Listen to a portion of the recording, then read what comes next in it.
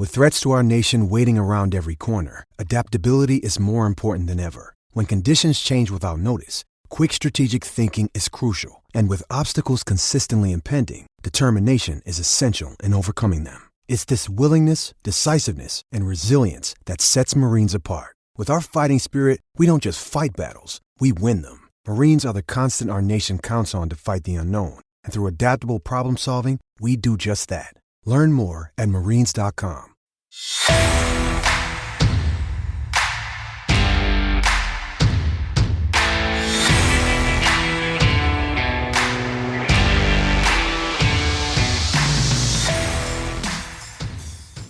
And as I've gotten older and as I've gotten deeper into my career, the most rewarding times, and it hasn't been the wins. There's some really cool highlight moments in terms of wins and losses, but my favorite part of this profession is getting the invites to guys' weddings, getting the texts of like, man, coach, my wife is pregnant. We can't wait. And I'm so grateful for the lessons you taught me. All those same reasons that I got into it and wanted to be a high school coach to start with are the same reasons why I still enjoy the day-to-day. We're back for our final interview in our Culture OS series with head coach Rob Pomazak. He's the head football coach at St. Charles North in Illinois. And this has just been a tremendous series where we've been able to look into the mind of some of the best culture builders at every level. And so we finish it up with a very strong one with Alex Golesh, who is now the head coach at the University of South Florida.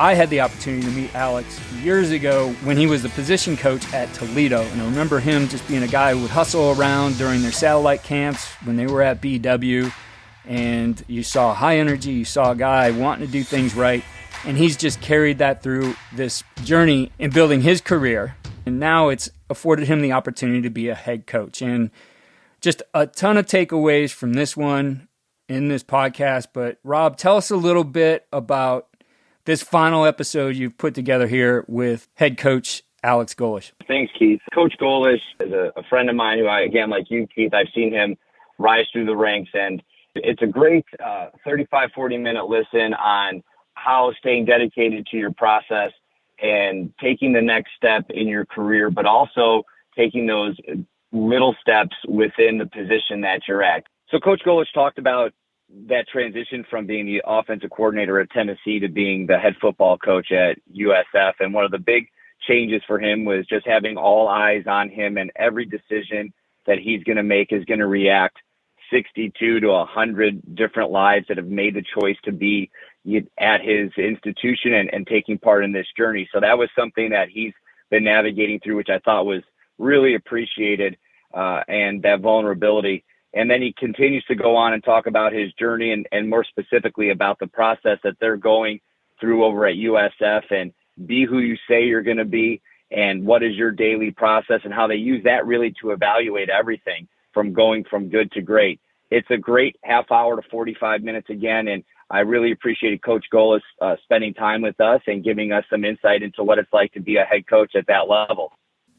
Yes, very interesting, and being able to hear from a guy who's made that move from offensive coordinator at a high level to now head coach, because I think that's a tough change for everybody to move from just one side of the ball, the whole team. And I think you hear in this one exactly how to get that done. So here's Rob's interview on Culture OS with head coach of USF, Alex Golesh.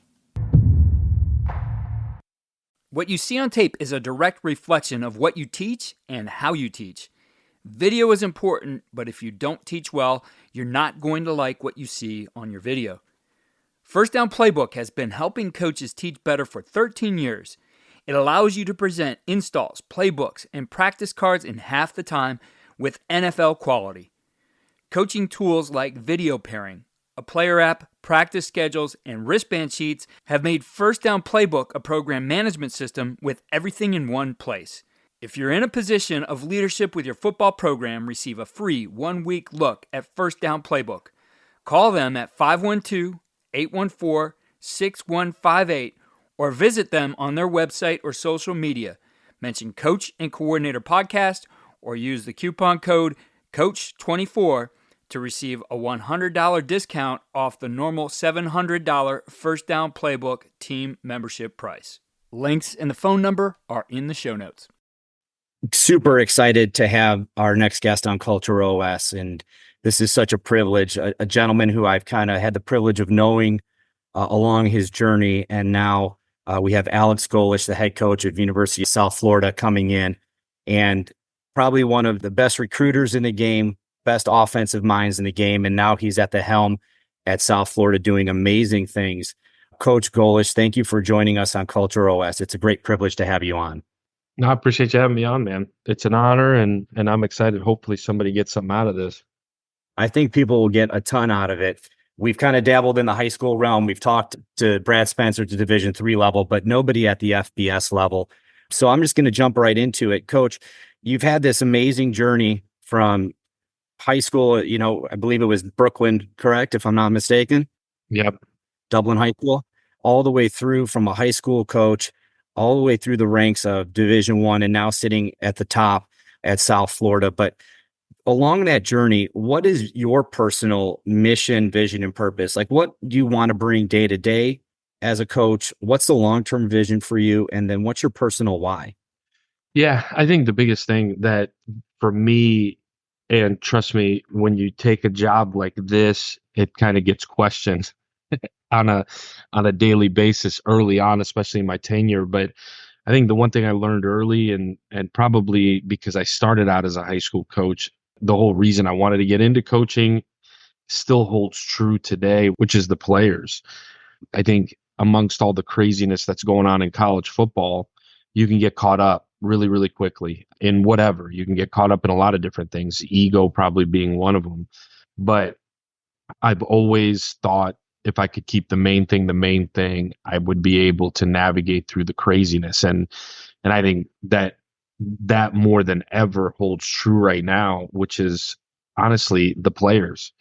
Every morning I wake up, and I had to get to this point, especially early in my tenure as a head coach. And to be honest with you, my last stop when we took over the Tennessee program, which was in shambles, you had to wake up every morning. You'd be like, why am I doing this? And it can't be money. It can't be notoriety. It can't be ego, because that's short-lived. And I think that'll come to fruition really, really quickly amongst today's young people. And so I've always kept the main thing, which is the players. And that's, to be honest with you, also my why. And it's also the reason I come in and work the way that I do. It's because I want to see these guys be successful. And as I've gotten older and as I've gotten deeper into my career, the most rewarding times, and it hasn't been the wins, it hasn't been certain moments. There's some really cool highlight moments in terms of wins and losses, but my favorite part of this profession is getting the invites to guys' weddings, getting the texts of like, man, coach, my wife is pregnant. We can't wait. And I'm so grateful for the lessons you taught me. All those same reasons that I got into it and wanted to be a high school coach to start with are the same reasons why I still enjoy the day to day. And you hear so much negativity around our profession right now, and I kind of laugh at it. And it truly is, amongst, again, there is a lot of craziness and there is a lot of things going on that are really good off-season topics. But the reality of it is every single decision that I try to make every single day is about the kids first. I've noticed that with you. I've had the privilege of seeing you on the recruiting trail, and you're a player first person. And you actually always have taken the time to get to know the school that you're going to, the people that you're meeting. And I think that's what makes you such an infectious leader, in my opinion. But you hit on some great things there. You talk about ego, you talk about the money, talk about self-doubt or the questioning. When you switch that hat from assistant offensive coordinator to major program, doing great things, and now you come in at USF and you're the head guy, how does that change your perspective? And did you feel like you were prepared for that change? And how have you navigated that as you exited your first year? Now you're entering your second year here with a great head of steam. Yeah, I think the biggest thing that I've had to get used to is that everybody's watching. everybody's looking at your reaction. I mean, you've been a head coach for a long time. You know, every single thing you say, every single thing, that decision you make affects people uniquely different when it says head coach in front of your title, because you're essentially determining the fate of a lot of people. And when you get to this level, every single person that comes and works for you, and I always say they work with me, not for me, and that gets questioned a lot too. But every single person had an option to come here or not. You know, you get to this level and there's so many things involved in it, but everybody that came here left a job to come here. And so now people are deciding, just like recruits are deciding whether they want to be here, coaches are deciding, and staff members. And, you know, we've got 62 people here that work with us. That means there's, whether they're married or not or have kids, but there's 62 families that daily are counting on you to make decisions that are in the best interest of everybody involved. And so that's the one thing I learned, is where I used to sit at a table and be like, man, I wonder why we do this, or I wonder why we do that. Can you believe he said this or did that? Now I also understand that people are doing that with me. And so I've had to learn that every single hire matters. I've had to learn that every single person you bring in this program affects the entirety of the program. More than anything else, every single thing I do and say affects a lot of people. Over 200 people in our organization are affected by every decision I make, which has made me think twice about every decision. And again, goes back to your first question. If I can make every decision with our players in mind, I can't be wrong in the decisions that I make. And so that's the biggest thing that I learned. The perspective changing, man, you start to understand that every single decision you make trickles down in some way, shape, or form. The other perspective that I think has changed is that everybody has value in some way. I've started to see more the positive in what people can do rather than harp on the things that they can't do, players and staff included, knowing that it's never going to be perfect and you're just trying to get it to as perfect as you can. I think the other thing you had asked, man, like what made you know you were ready to do it? Man, the 2 years at Tennessee, and that was kind of like the last straw, the sitting at the head of the table and knowing that my decisions affected at least a side of the ball, and really being in what I would consider a fish tank where at a place like that, where everything you do is talked about on 25 different podcasts and, you know, ESPN radio in 6 different markets. That's all they talk about. And so you got to be more, I don't want to say calculated, but calculated probably is the word, with what you say, who's in your circle, who you allow to help you make decisions. But I think that experience, amongst the others, you know, this was my 6th time coming in year 1 of a program, good or bad, year 1. And so I feel like I've just put together a plan of the things that I felt like worked and the things that I felt like didn't work. But college football is so different today than it was 15 years ago, that the last 2 years, right in the epicenter of the NIL era, in the epicenter of the most elite coaches in the country, learning what that was like and actually being involved in making decisions prepared me for this opportunity. It's such a unique perspective that I cannot, again, I'm so humbled that you're on here, because you're really, the scope that you're talking about, I don't think a lot of people truly understand. Like we look at a high school coach and it's your community, right? But you're talking about the nation and you're talking about a major position. And I appreciate you kind of giving us that look into the thought process. You said a few things that really struck me. You've got 62 families that are depending on Coach Golesh to be his very best. The media, the calculations that you have to have with your circle of friends, decision making, all of those things can be really, really stressful. How do you find the time for Coach Golesh to be Alex? Where does that happen? Does it happen? Or is it, you know, I'm always curious, like, how do you guys turn it off when it's constantly moving forward? Yeah, I think part of it is the hiring. Part of it is hiring people that you truly trust, guys that have been with you along on the journey. And you look at it as a journey. You know, you look at it as part of the next step of my life more than anything else. And And I say that, I talked about the humility part of it, or I talked about ego, but the remaining humble through all of it. I think one thing I learned from Matt Campbell, the humility part of it, one, with your players, they can see when it's not real or when it's about you. But I think your coaches too, the humility that it takes to say, man, I don't know. I don't know the answer to that, but somebody in here should, and let's talk about it. We talk so much with our players about trust, and that word is so strong. Well, it's the same amongst the staff, and the only way you can have trust is if you can show vulnerability as a leader.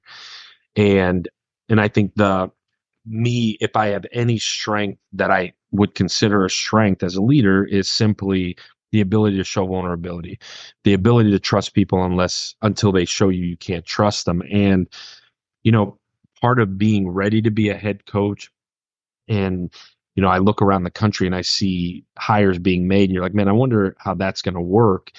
Having a pool of people that are going to come work for you, and having a pool of people that are willing to leave really good jobs to come with you is a huge part of it. I think it's what determines the success or the lack of success, because you've got to be ready to hire people that in a lot of ways are better than you at certain things, and then trust them to go do their job. But I think the biggest part of being able to turn it off, I think in year one, it's virtually impossible. Like I said, this is my sixth time being a part of year one, because there's no time where you're like, man, we're good.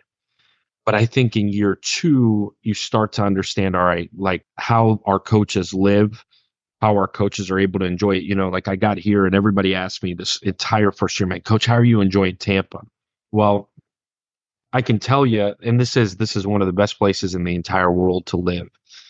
But this entire first year, I don't know that I even know. I experienced Tampa more recruiting down here than I have living here, because to me, it's like whether it's Tampa or it's Ames, Iowa, like outside of the weather, it don't matter. Like I haven't been to a beach,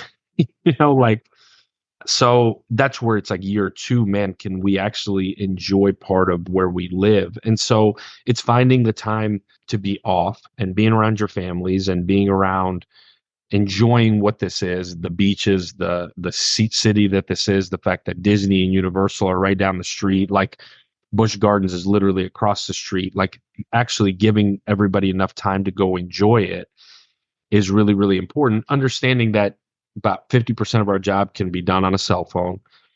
And then being able to trust that others around you are doing their jobs to where you can go play catch with your kids and you can go see a baseball game, and these things that are critically important. I think as I've gotten older, just having the comfort level to say, man, like it's okay right now to put your phone down and go play catch with your kid.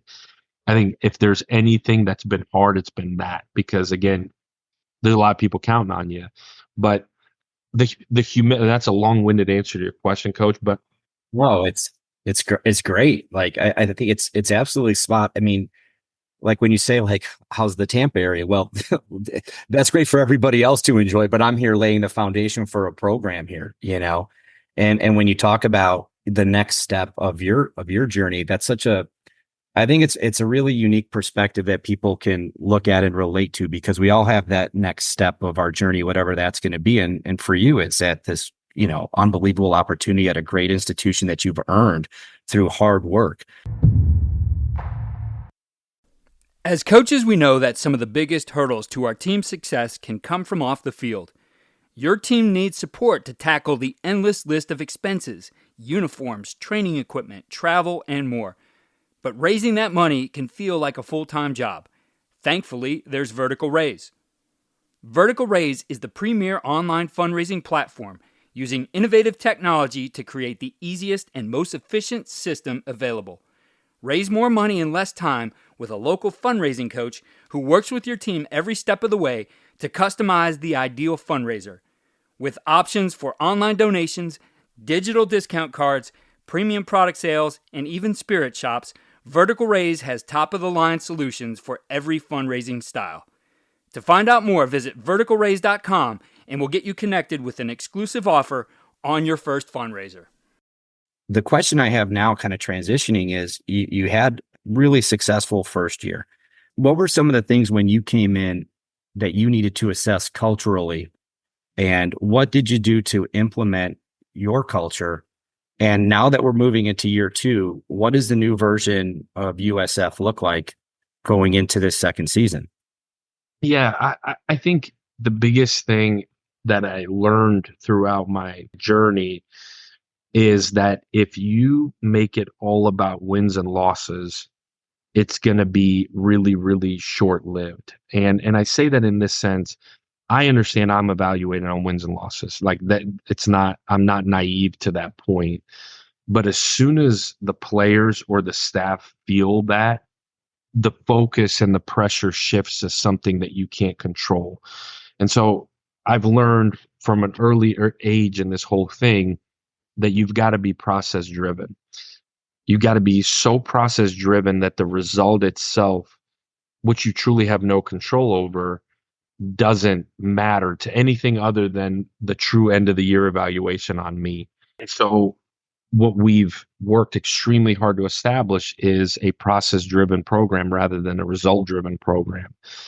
And so all we ever talk about, work on, implement through our programming is process. What is my day-to-day process in the off season, during the season, to give myself the ultimate opportunity to be successful? We all understand that the result is a byproduct of my process, but we also, the longer we do this, we understand that you don't truly control the outcomes of a lot of things. And you don't truly control the outcome of the game on game day. You control the outcome of the game based on what your offseason looks like.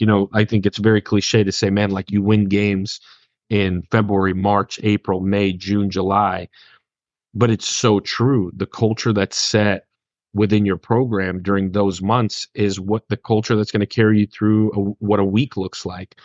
And so all we ever did when we got here was, and we talk about establishing winning culture, but what that actually looks like is, what is my day-to-day process look like? And starting with accountability to your teammates, starting with trust within the program. And I think trust goes 4 ways. That's player to player first. Like if that trust isn't there, nothing can ever be achieved. But the coach to coach trust, the players see all of it. They know. And then the coach to player and the player to coach. At the end of the day, the player to coach is so important that they trust their coach. That's why I'm not a big slogan guy or motto guy or wristbands or signage all over the place. We have one, I guess, slogan you could say, or motto, and that's just be who you say you are. And to me, that kind of encompasses the trust factor. Just do what you say you're going to do, man. Like at the end of the day, be whatever you say you are. Man, I want to be the best wide receiver in the country. Awesome. I'm going to give you every tool imaginable to do that. I'm going to try to get your process so perfect that you can do that. And then if you are, awesome. If you're not, let's reevaluate the process. And so I think when you become process driven as a program, you can truly evaluate every single aspect of it. And you can look at it very big picture and say, man, like we say we want to be tempo offense. How do we practice it? How does the weight room allow for your offense to be tempo? Do we train that way? Well, we know our skill guys are basically running a marathon every Saturday. Do we train that way? Do we eat that way? Do we make sure we're hydrated? Are we sleeping enough? Like all of these things that go into what a process looks like. And we could have a 45-minute conversation on just what a day looks like. But we came in and attacked the process in year 1. And I said, I don't care about wins and losses.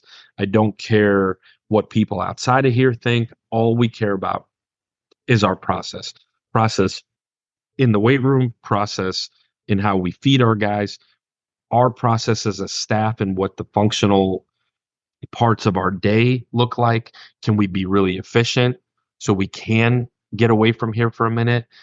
And then what does the process of recruiting look like?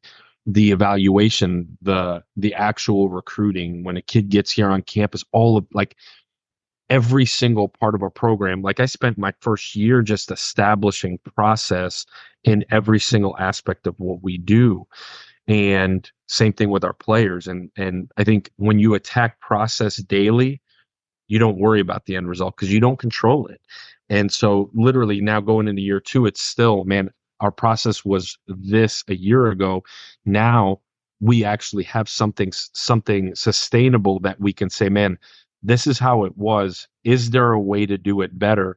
Man, there's so many people out there in our country that we can go and get ideas from. Is there a better way to do this? And even as late as this morning, met with our scouting department, and all we talked about was the transfer portal. Man, like, is our process right with how we're attacking it? And you got some really sharp cats in here that sat there, gave their 2 cents, and we came up with a collective process that we thought was better than what we did. So just to kind of, for those listening at home, talk about being process driven, when you onboarded this and had to get this message off year one, was this individual meetings with every major system of the program? Like I know at the high school level, there's a lot of systems, but I can't even imagine what you're dealing with. And is that message kind of your boots on the ground? This is how we're going to do things, or is this a collective message that you're giving? And then, you're able to delegate that to other people. Yeah. So I think you got to start with, what is the standard within the program at which you operate?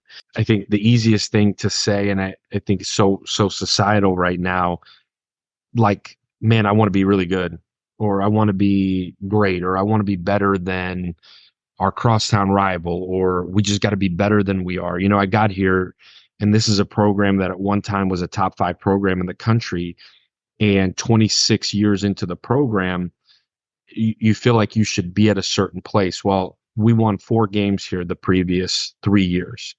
And so you come in, and from an administrative aspect, it's like, man, we just got to get better. Like, cool.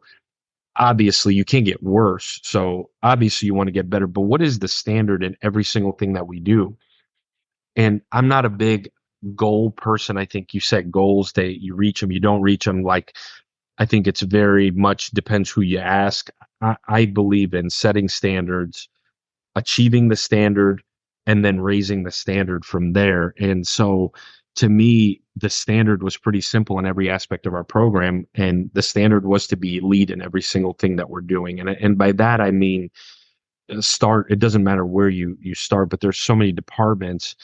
And my objective in all of it was, we've got to be elite in every single area. And elite means the best in the country. And so it was pretty simple, man. Like, you look at sports medicine. Are we where we need to be? Are we elite? We're not. Awesome. We got to find somebody that will hold that standard. You look at the nutrition side. Are we elite? No, we're not. We got to hire somebody that is. Academics, community outreach, player development. That's all before you ever get to football. And you get to football, and it's like, all right, where does it start? Well, it starts with your coordinators. What is their standard just in general? Man, like, for every single part, for their staffs, for what would they demand of their players? Man, the standard is to be elite. Awesome. That means the best in the country at what we do. You look at recruiting, and because I think what's really, really simple is, man, we just signed the best class in all of Group of 5 football. Awesome. We signed a top 50 class for the first time in school history. Awesome. Well, the standard is to be the best in the country. We fell 49 spots short of that. And the easy thing to say is like, man, well, you're never going to have the number 1 recruiting class in the country at South Florida. Okay, cool. Then what are we doing here? Like, just, we want to be pretty good, or do we want to go be elite? And so the standard in every single thing we do. And if we can't sign the number 1 class in the country, then how do we work like crazy to get there? And again, what's our process? Is our process right? If it's not, we got to fix it. And so, I think we got to Tennessee, and I'm sitting here looking around. I'm like, man, Peyton Manning played here, and Alvin Kamara played here, and Jason Witten played here, and name them. There's a million of them. Reggie White played here. I'm like, hold on, if these guys were the best at their job ever, we should have the top offense in the country. And we were 117th when I got there. And I stood in front of our offense and I said, we're going to be the best offense in the country. And I'm going to work harder than anybody in the country to get that done. And that first year we finished 7th and stood in front of the offense again and said, man, we fell short. And here's where we fell short. We weren't right on third down. We weren't right on the red zone, whatever it was. I'm going to work harder than anybody in the country to get us to number 1 in the country. We got to number 1 in the country. Well, I get here and we're 4 wins in 3 years. And I'm like, we're going to get our tails to a playoff here. That is what we're going to do, because if we get to a playoff, we're going to have a chance to go win a national title.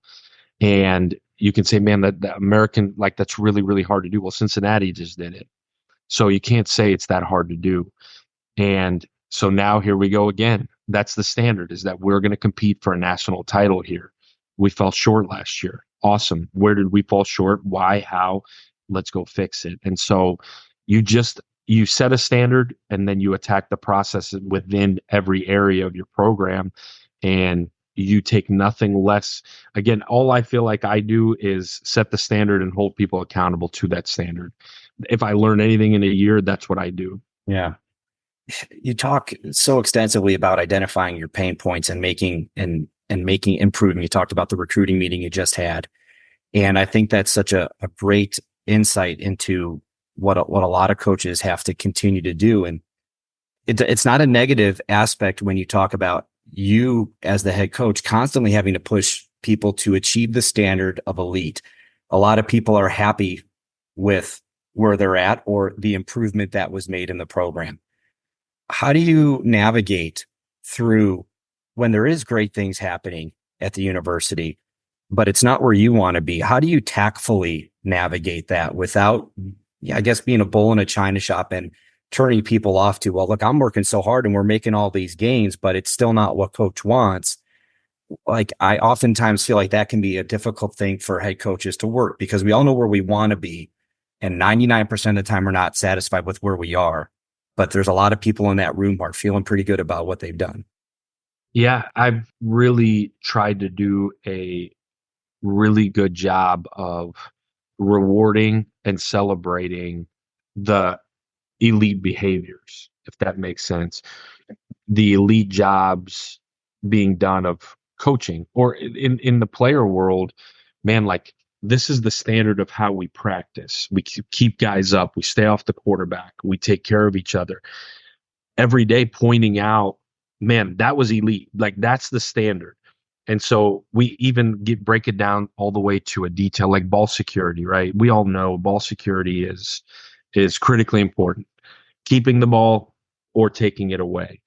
Well, how do we reinforce positive behaviors? Well, every single day we show ball security that is achieving the standard. Man, this is how ball security should look. It's high and tight. It's wrist above the elbow. Man, here I am through contact. I've got 2 hands on it. Like, this is elite behavior. Here's behavior that is not. Here's being reckless with the ball. Here's reaching it out. Here's this and that. Man, you love up the positives. You show the negatives. And again, you point it out as it's above the standard or it's below the standard. It's the same thing in recruiting. Man, like, we're saying we want to be the best in the country. Well, here you are calling this kid and calling his champion and connecting the dots with the high school coach and his position coach and his trainer and his 7-on-7 coach. That's elite behavior, man. Like if that kid chooses to go somewhere else, but your process was elite, I'm not mad about the end result. We can't control that. But was our process elite in everything we did to try to get that young man to come here? It was awesome. That behavior is rewarded. Man, his 7-on-7 coach was the one making the decision for him. And I talked to the guy one time. That is below the standard behavior, and that will not be rewarded. So I think you constantly reinforce the positives with your players, with your staff, and you constantly put it back on them. Man, our dietitian, he's phenomenal. Man, are we feeding our players the best food and supplements you could possibly feed them? Man, we're not. And here's the reason why. Awesome. Then it's my job as the head coach to give them the resources they need to go achieve the standard. And I think your question at the end of the day was, man, like, are you if others around you aren't achieving that standard, I don't think you can go in guns a-blazing and be a complete jerk in how you approach it. But I think when you put it back on them, like, man, like, you hired me to get this program to a national championship status, but we are missing this, this, and this to get there. And you put it right back on them. And you force, I think that's how you force people around you to get to a level where they may be uncomfortable. It's no different than coaching, right? Our job is to take players where they don't think they could take themselves. Well, it's the same with administration. It's the same with your assistant coaches. But if you put it back on them, you set the standard and you lay the standard out at the beginning of the whole thing, and then you put it back on them, man, did you do everything you could to get to that standard? If you did, then, man, the end result wasn't what we wanted, but our process was right. If it wasn't, if our process wasn't right, man, now I got a problem. Yeah, that really is a great insight into how to handle difficult conversations. I know as leaders that can be tough, where you've got this standard and tactfully going in, because you don't want to browbeat anybody, but putting it back on them and creating this competitive culture and kind of enticing the competitor in somebody to keep competing, right? And not get complacent. That's excellent stuff. And I appreciate you kind of sharing that with us. I know our time is running out, Coach, so I'm just going to kind of leave you with this last question. You're on your way building a success with South Florida right now. What, in your opinion, in your journey is harder, building success or sustaining it? Yeah, I think both are really, really hard. I think building is really hard because you're establishing processes nonstop and reinforcing them. I think sustaining it, you're fighting complacency and you're fighting, I think what you had asked earlier, like, man, like, I've done a good job. What else you want me to do? Keep doing it. The repeated behavior. But I think both are equally as hard. I think both present their own unique challenges, because once you have success, you're now dealing with people wanting their own part of the success, people wanting more and bigger things. So I think both are really, really hard. I don't know if one is harder than the other, but I think what comes with sustaining success is expectations, which I think are always harder. And most of those expectations come from the outside. Because I think when there are no expectations, it's relatively easy. When there are expectations, I think the pressure that mounts could be real on people, which again, I go back to, that's why process driven rather than result oriented is, if you're constantly attacking the process, then it doesn't matter whether you're building or you've already gotten there. The sustainability all depends on what your process really looks like. So I think both are tough. I think both are really fascinating. I think if you enjoy the process and the journey more than the end result, I think you can feel fulfilled in either way. What a great way for us to dovetail this and finish off. I know, Coach, you have to get on your way. Prior to getting on the air, Coach was highlighting his schedule, which I asked him about, a day in the life of a FBS head football coach. And I know you're busy, and I cannot thank you enough, Coach, for spending time. And head coach Alex Golesh of the University of South Florida, wish you continued success. And I, from the bottom of my heart, thank you for doing this, man. It's so generous of your time. Thank you, Coach. I appreciate it. Thank you so much for having me on. Rob, what an incredible wrap up to the interviews in this series, and so many takeaways from this one. I know I really enjoyed what I heard from Coach Golesh. I think it put a lot of focus on the approach that you need to take as a head coach, especially if you are new to a program that has been on hard times. How do you take that and make it something better? What were your takeaways from this one, Rob?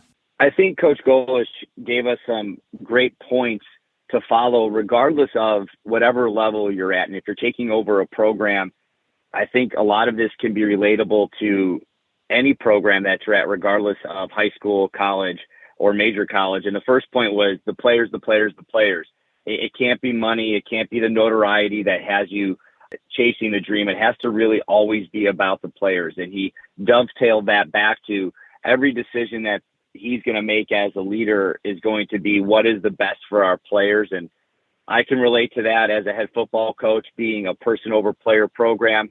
When you start focusing on the player's experience and what is best for them, it oftentimes clears up what can be some muddy waters in the decision-making process. And then he alludes to how that transition from a really high-profile offensive coordinator job prepared him to be the head football coach at University of South Florida. And when you're making those decisions as the OC at the University of Tennessee, and then you step into that new role of head football coach, you're used to having those eyes on you and understanding that your decisions have ramifications, looking at all the different angles of your decisions, because oftentimes we only see one perspective. And as a head coach or even as a leader in general, you have to be able to see four-dimensionally often, because every decision has a collateral damage or ramification or ripple effect in all directions. His third point, when I asked him, how do you turn it off? And this is something that many head coaches maybe not struggle with, but oftentimes it's hard to put the phone down. It's hard to put the computer away, because in the game of football, you're always thinking about what's next. And he was very honest, and I appreciated his vulnerability in able to being to tell us that the first year when people would ask him, how is Tampa? He was very honest and said, well, I haven't seen a whole lot of it, because I come into the office, I'm doing my job, and I'll get to enjoy those opportunities maybe in year two, and then hiring the right people so that you can then take that next step as a head football coach and freeing up some time in year two. But it was a really honest look at what really goes into being a high-level football coach. His fourth point, I think, is a great kind of like a capstone to what the Culture OS mission is when we talk about his process. And it's very simple for him. I'm not a big sign guy. I'm not a big slogan guy, but we're going to be who you say you are. And we're going to use that to evaluate every process in our program. And he used his high tempo offense as an example, which I thought was great, because if we're going to truly be the fastest offense in the NCAA, are we doing everything from 8 a.m. or 6 a.m. to 7 p.m. when we go to bed to make sure that our players are equipped to handle that workload?